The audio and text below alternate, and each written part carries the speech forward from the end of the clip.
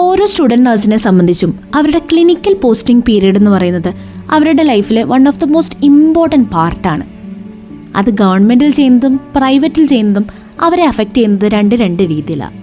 Government ആശുപത്രിയിലൊക്കെ ബിപിയും ഷുഗറും ഒക്കെ check ചെയ്ത് ഒരു ഹെൽത്ത് എഡ്യൂക്കേഷനൊക്കെ കൊടുക്കുമ്പോൾ പേഷ്യൻസ് നല്ല സന്തോഷത്തോടെ ഇവരെ അനുഗ്രഹിച്ചും ചെറിയ കുശലമൊക്കെ ചോദിച്ചു വിടുന്നതായിട്ട് ഞാൻ കണ്ടിട്ടുണ്ട്. ഇതൊക്കെ കഴിഞ്ഞ സ്റ്റുഡൻസ് നമ്മുടെ അടുത്ത് വന്ന് മാം നന്നായി ചെയ്തു, അവർ നല്ല കോപ്പറേറ്റീവ് ആയിരുന്നു എന്ന് പറയുമ്പോൾ കുട്ടികളുടെ മുഖത്തൊരു സന്തോഷം ഉണ്ടാവാറുണ്ട്.